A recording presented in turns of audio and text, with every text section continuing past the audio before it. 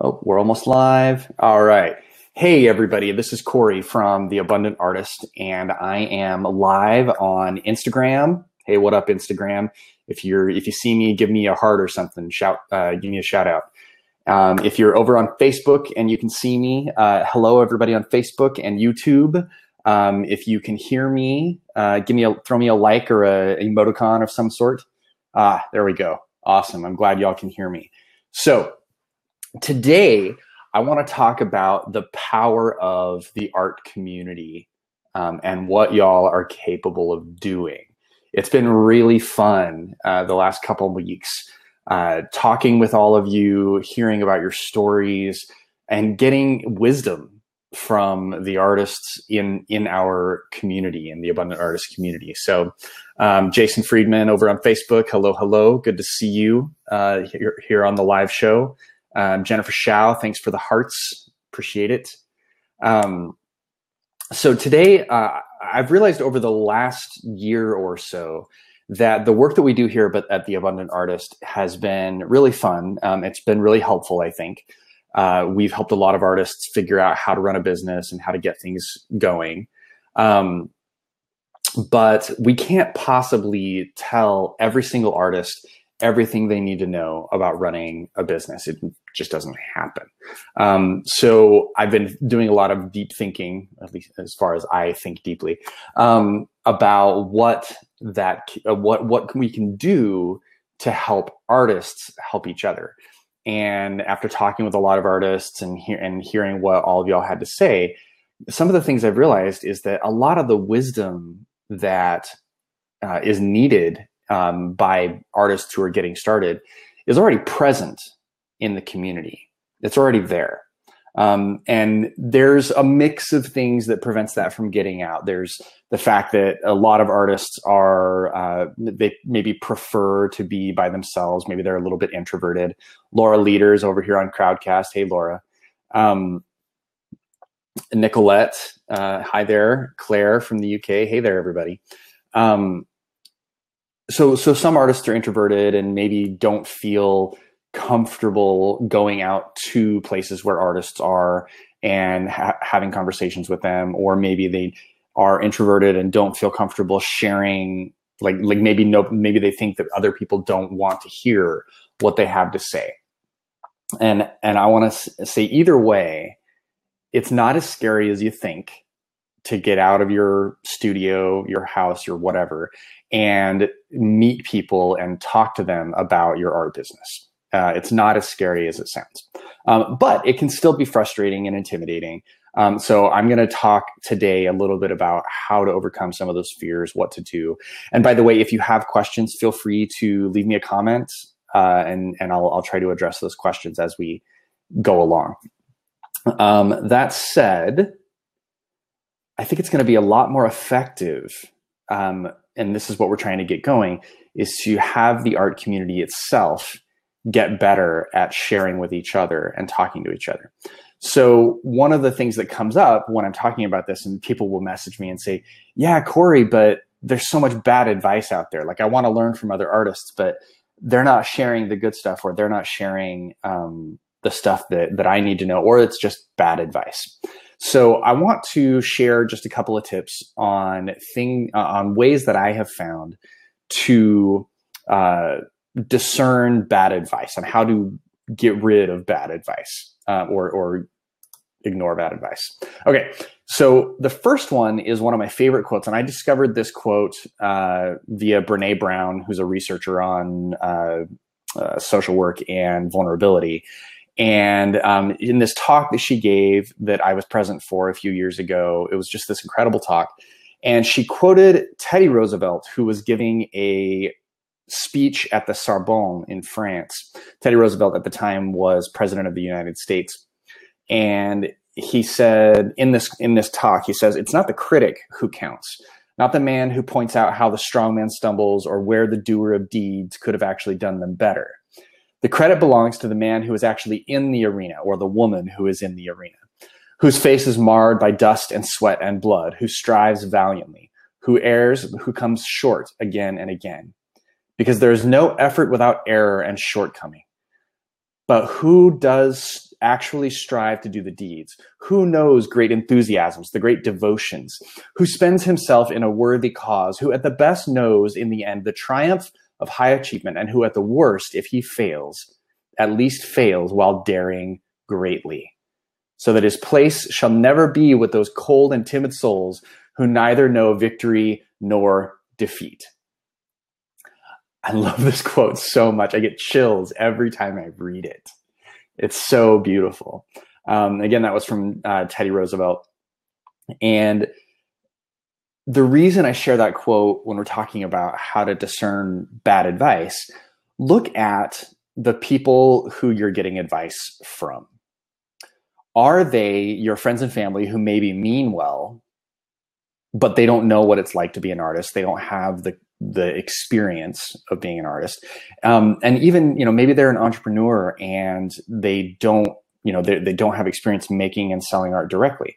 There might be some useful advice there around business. But the reality is, if somebody's not an artist, they don't know what it's like firsthand. Which brings me to the next quote that I wanted to share, which is from this great essay that I think is totally, totally underappreciated. So there's a website called 99U. It's literally just 99u.com. And I'll share a link to this essay over on Facebook. If you're following us on Facebook, I will post a link there. There is this, the essay is called "The Creative World's Bullshit Industrial Complex." The bullshit industrial complex. And essentially in the essay, he talks about the fact that there, in any creative industry, there is a core group of people who are doing the work. Those are the people who are shipping ideas, they're launching products, they're making and selling art. They're doing creative work, taking risks, and doing, they're the ones sweating and bleeding. And then there's a second group of people who are writing about the people who are doing, and they're doing it in a clear, concise way. That maybe they're doing research, compiling these stories of firsthand experiences. They are acting as firsthand observers, academics, and people who are trying to figure out what works within that industry. And that's where the abundant artist falls. At least I like to think so. I think that we fall in that second group, the observers, the people who are helping the people who are doing. And then he says, and here rests the line of bullshit demarcation. There's the people who are doing, then there's the people who are observing and writing clearly and concisely about the people who are doing. And then in group 3, there's the people aggregating the learnings of group 2, passing it off as firsthand wisdom. And then group 4 is the people who are aggregating the aggregators, and then so on and so on. And so you get the bullshit industrial complex. It becomes a mountain where at the top, there's people who are doing the work. And then there's the people who are learning from and observing the people who are doing the work. And then there's just a whole bunch of stuff. So the reason I share these things is because I really think that there is a lot of inherent wisdom within the art world, within the artists themselves, the ones who are doing the work, making and selling their art. Those are the people that you want to talk to. They're the ones that you want to bring together. And I just strongly encourage you to do so. So for those of you who are on the other end, those of you who are maybe at the top of the mountain, who are doing the work, who are having success, how do you avoid giving bad advice? And this is something that I think about a lot, because I am in that second group that I'm observing the people who are doing the work, trying to recognize patterns, trying to see what is and isn't working. And I think about how can I give the best advice possible to the artists who come to me for help. And this is what I do. I try to only speak about things that I have directly observed or that I have firsthand knowledge of. So I'm really good at talking about selling things online because I've been doing that for 10 years. I have had, we've interviewed dozens of artists for our podcast. I've sat in studios with successful artists and talked to them about their art businesses. I live and breathe the art business from an observer standpoint. And so I can speak pretty clearly about what does and doesn't work there. What I try not to talk about, I try not to do things like portfolio evaluations. I try not to, people are saying there's no sound. All right, well, we'll see with Instagram. We'll see. Dorothea, hopefully you can hear me now. So hopefully the things that I try not to speak about. I try not to speak about things like accounting, because I don't know anything about that. That was like the first thing I hired somebody to do when I started my business. I try not to speak about portfolio evaluations. I am not an art critic. I am not an art historian. I am not a professional artist. And so I try not to do things like portfolio critiques, other than to say, yeah, like this looks like maybe a cohesive series of work or something like that. But I don't try to tell artists how to make their art better, because that's just not something I know about. I try to avoid speaking about things as they appear to be. I try to avoid saying this is this way, and I say, okay, what I've seen other artists do is X, Y, and Z, and I don't say you have to do it this way or you must do it this way. Yeah. Peyton Brooks says, you say that, but you do not say how to get them or even what benefit they would be. Okay. So Peyton's asking, what benefit is there to the artists who are at the top helping the artists who are coming up? One, I think we all benefit from the ecosystem of how we all interact together.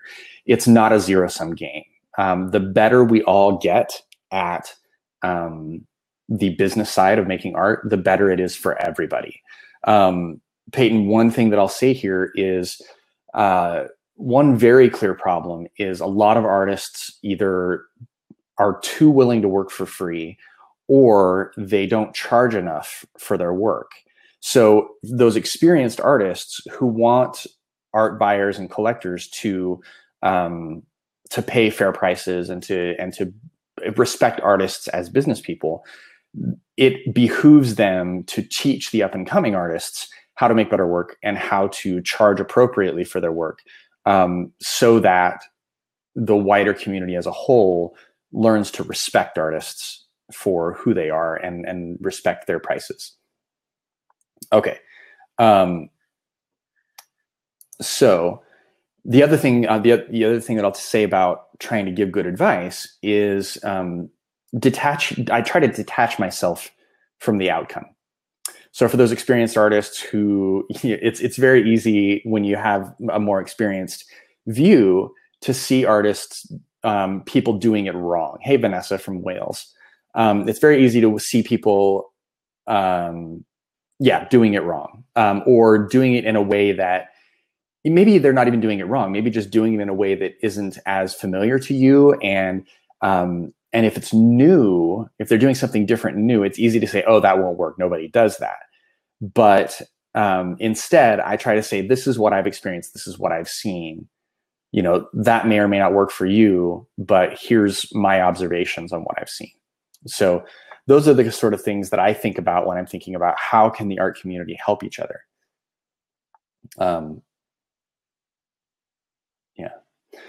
So, and then, the other thing I'll say is if I don't know the answer to something, I'll just say I don't know. And that's totally okay. It's okay to not know. We don't know everything. All right. So, ask questions. Like, it's very important to get clarity. It's very important to get clarity around what people are actually asking. Quite often people will say, can you help me sell my art? And I'll say, well, what exactly does that mean? Do you mean that you've never sold anything and you need to get your first sale? Do you mean you're trying to scale your sales to $10,000, $100,000, $1 million, whatever? Like what is it exactly that you need help with? And there's so many, like, help me sell my work. There's so many things that go into that. What are you doing now? What have you tried? What has worked and what hasn't worked? So quite often, from the asker's point of view, you can get better advice if you ask better questions. You try to be really specific. Instead of asking, hey, can you help me sell my work? Can you say, hey, I am trying to sell my work better at art shows, and I have this kind of tent, and I have this many people on my list, and these are the kind of shows I'm doing. What can I be doing better? Those are the kind of questions that I want to see people ask. So, what was the next thing I want to talk about? Oh, so as far as additional stuff for community, like, we, over the last few weeks, I have been doing weekly interviews with successful artists. We've been doing Facebook Lives, kind of like this, live chats, where we ask them questions and things like that. And we've been not announcing them in advance necessarily, because I'm trying to get to a rhythm of getting them done. But now we have probably 5 or 6 of them recorded, and we're going to start posting them as audio podcasts. So we're bringing back the Abundant Artist podcast, which we used to have, and now we're bringing back for new additional content. And it's been really good. We've had some awesome, successful artists who come from a variety of different backgrounds. And to me, it's important to have these conversations we're having with these artists, because so many people have told me after listening to these conversations, hey, this is the kind of stuff, the really good stuff that you don't hear from most artists. So I really appreciate them. And we published the first podcast episode this week with San Francisco artist John Kraft, and I'm super excited about John's advice and everything. Peyton Brooks says the thing. So I want to address this head on. He says the thing is that the thing is that the focus on selling, but most of the work is simply dreadful and derivative and easily copied. I would love to see artists tell others to get back in the studio and make stuff, experiment, get some depth practice. Remember that the art world owes you nothing. Okay, so Peyton says that a lot of art is not very good and easily copied. So Peyton, I would argue that nearly every single kind of art is easily copied once it's been imagined. So the fact that your art can be copied does not necessarily mean anything. Like, there are millions of copies of the Mona Lisa. There are millions of copies of all of Andy Warhol's work, and Koons and Hearst. They have factories of their own where they mass manufacture their own stuff. So it's not about whether or not your work can be copied. And a lot of really good work that sells, or a lot of work that sells, is not necessarily the most creative, most original work in the world. It's about whether or not the artist is willing to do the work to get out and sell it. You can make the most original art in the world, but if you don't get out and sell it, your original work will never be seen. So that's my response.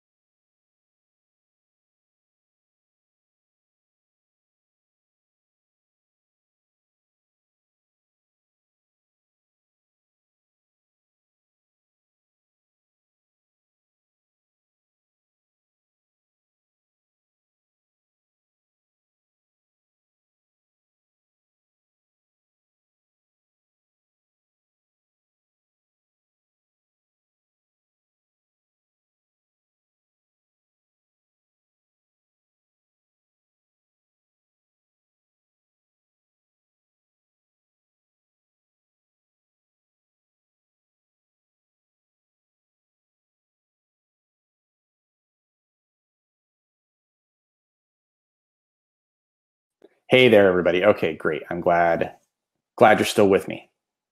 Glad you're still with me. Thanks for sticking around.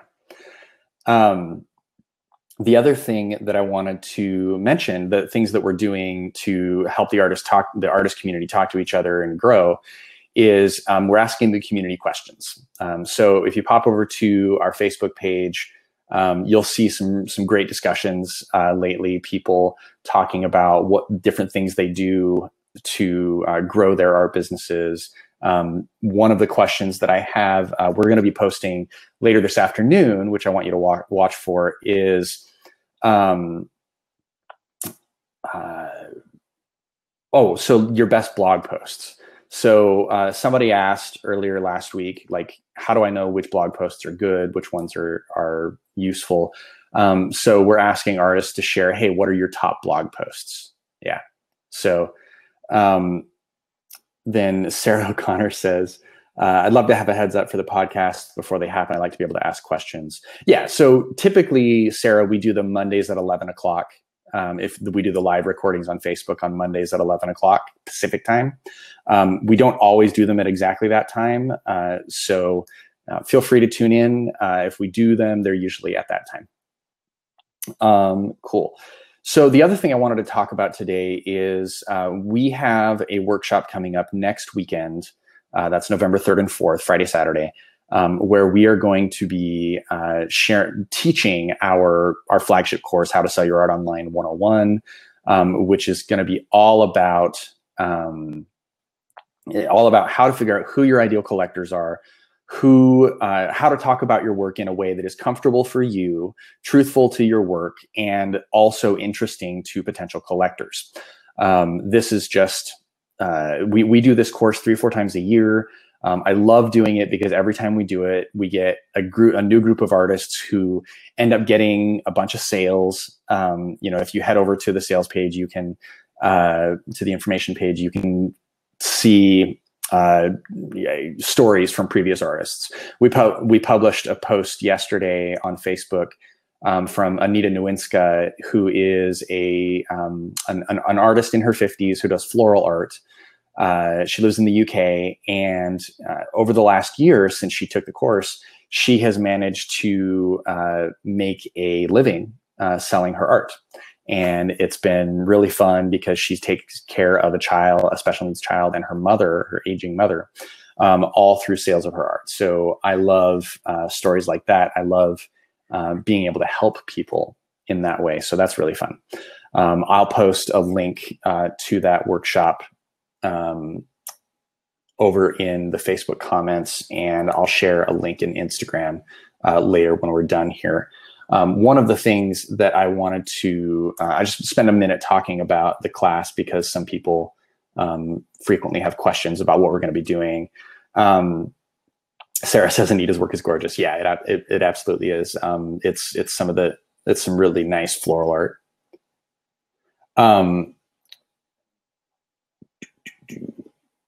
Okay, so people ask, what is the class about? The class is about learning the basics of how to sell. And the basics of how to sell your art are learning how to talk about your work effectively in a way that is interesting to your potential collectors as well as authentic to who you are. We've gotten really good at this, and we have sort of a unique process that we do for this. And I really like it a lot. And then figuring out who your ideal collectors are. Once you know how to talk about your work, and you know who your collectors are, you can create a really great marketing message. And all those problems you might have about, I don't know what to say, or I don't know how to sell my work, or I don't know where to go to find my collectors, can all be solved if you can figure out that initial problem that we address in How to Sell Your Art Online 101.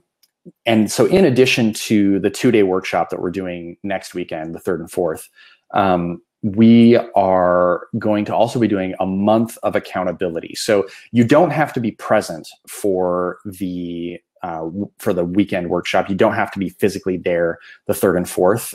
We hope that lots of people will be, but you don't have to be there. You will also be able to review the same materials recorded later. And we do a really nice recording. We've been doing this class for 8 years. We do a really good job with it. And You'll be able to review the course material over the course of a month. You'll get access to a community where you can learn where you can ask questions and get help from other artists, as well as me and the Abundant Artist team. Vanessa says, does that class include how to sell in art fairs? So Vanessa, the basics, the core ideas of the course, as in like learning who your collectors are and where to sell your art, will absolutely apply to selling at art fairs. So one of the things that comes up a lot is a lot of artists end up doing the wrong shows for their art. And we often find that after people take our 101 course, they'll figure out who their collectors are, and that dictates to them which shows they should be selling at. In addition to that material, we also have a great training with Owen Garrett on how to figure out which shows you should be selling at, what you should be doing at the shows. Sarah O'Connor, who's on the Instagram right now, or was watching us a minute ago, she watched that training with Owen, and she's been selling at art fairs for a while. But within a week of that training, she told me that she did some follow up that Owen suggested in that training, and made a couple of sales in the week following. So yeah, Vanessa, the short answer to your question is yes, we will have some training on how to sell at art fairs. That's part of the overall package. The nice thing is, so you've got two options for signing up for the workshop. You can either do just a one-time payment and pay for just the course, and we'll give you a 1-month trial to our community and association, which gives you access to all of those additional trainings. And that's $300. Or you can sign up for the membership in the Abundant Artist Association, which is $40 a month, and you get access to the weekend workshop, all the course recordings, as well as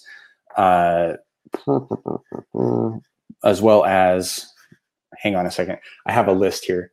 So this is what you get with the association. You get the workshop and the recordings. You get access to our members only community. There's about just over 200 artists in there right now, talking about how to run an art business. We also do, every month we do business challenges and trainings and strategy calls.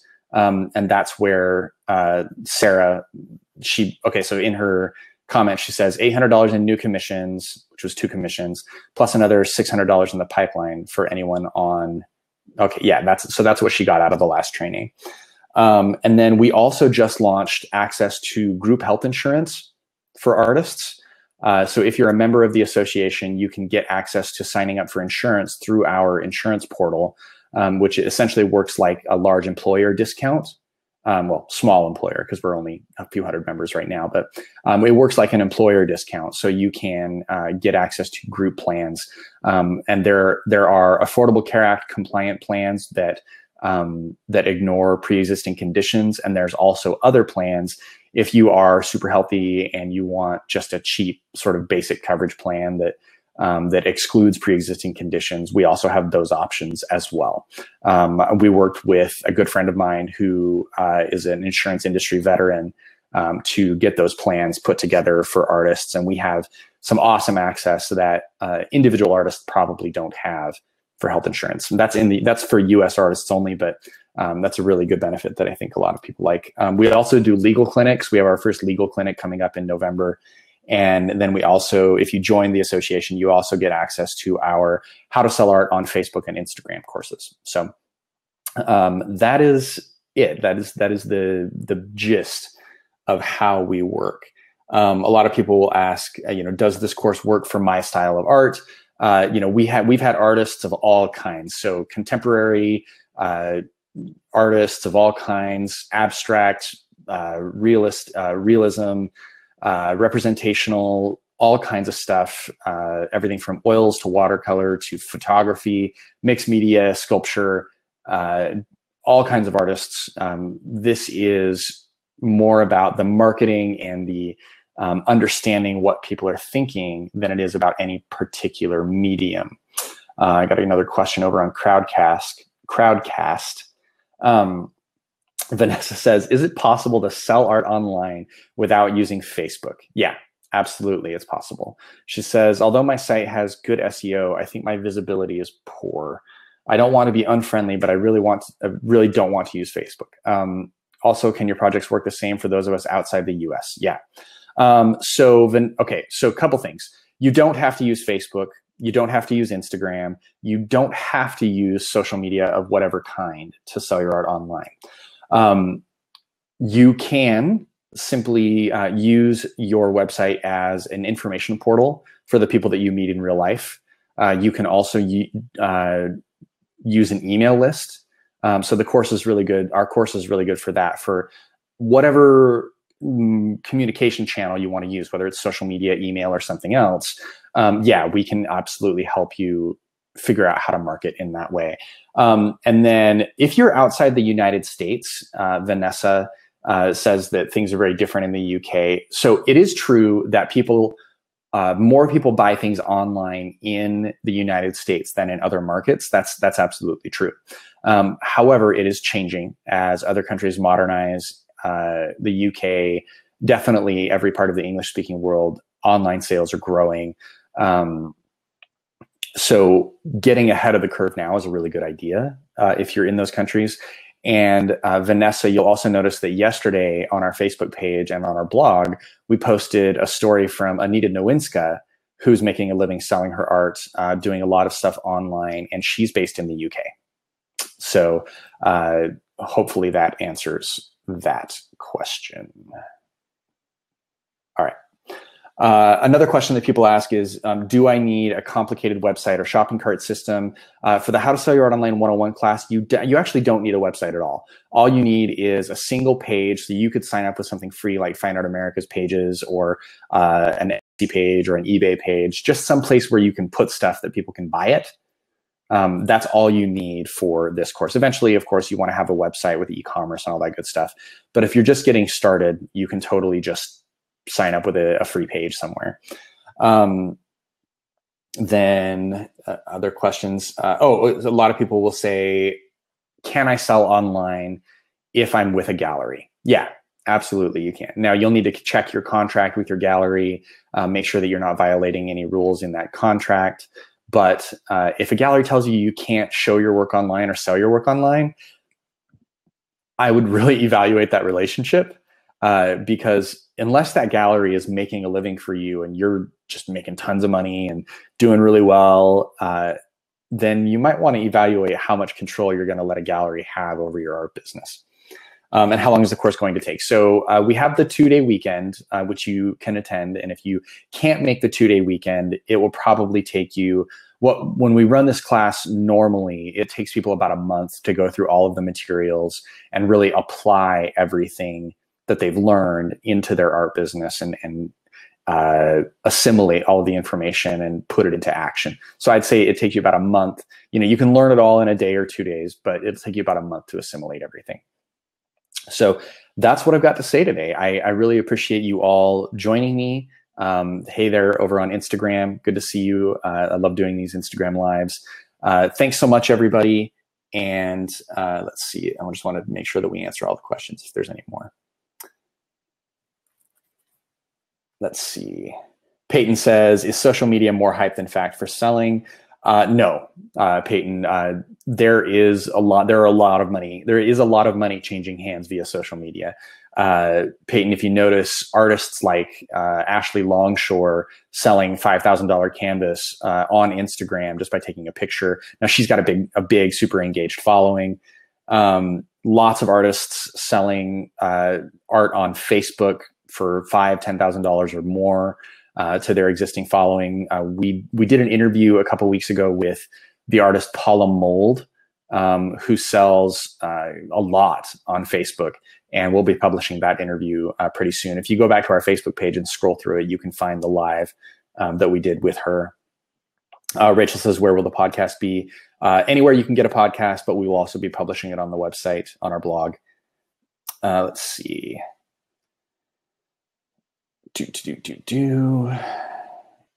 Cool. All right. Well, thank you so much, everybody. Again, I appreciate it. have a great day. Take care.